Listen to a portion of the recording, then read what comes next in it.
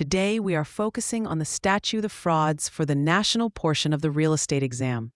This legal concept is a cornerstone of contract law and is frequently tested to ensure you understand which agreements the legal system will actually stand behind.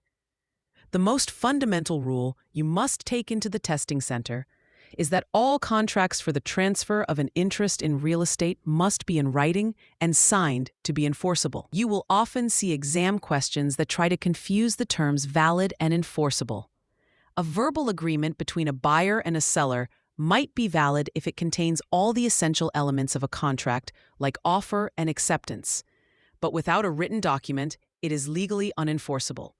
This means that if one party decides to walk away from the deal before closing, a court will not compel them to perform their side of the bargain. When you are looking at contract questions, you must identify whether the document includes the 4 critical pillars required by the Statute of Frauds.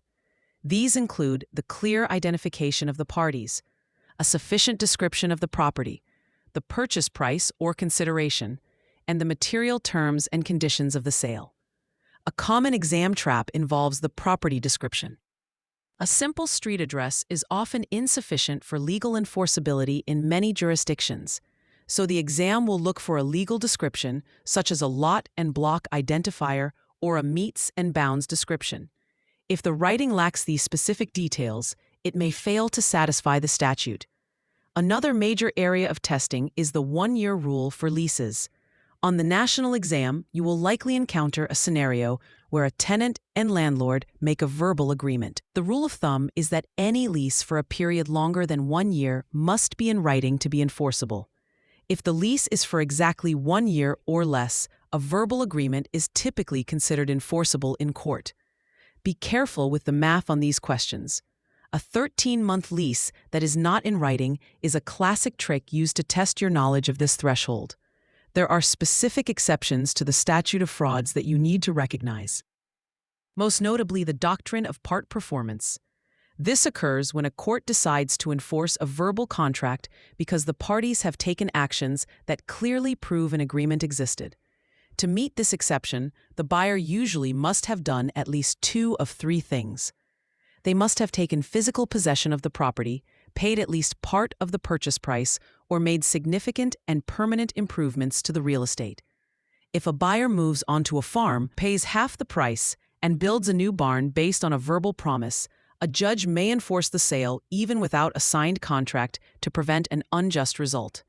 To keep these requirements straight during the exam, remember the mnemonic WISP, which stands for writing, identification of parties, signature, and property description. If you have those 4 elements, you are generally safe under the Statute of Frauds. One of the biggest pitfalls students face is confusing the Statute of Frauds with the Statute of Limitations. The Statute of Frauds deals with the form of the contract, meaning it must be in ink to be linked to a legal remedy. The Statute of Limitations deals with the timing of a lawsuit. If a question asks why a buyer cannot sue over a handshake deal, the answer is the Statute of Frauds. Finally, remember that the signature requirement specifically applies to the party to be charged. This is the person against whom the contract is being enforced.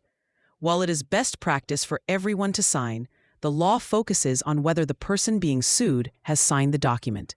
Mastering these distinctions will ensure you do not fall for the common distractors regarding verbal agreements and contract enforceability.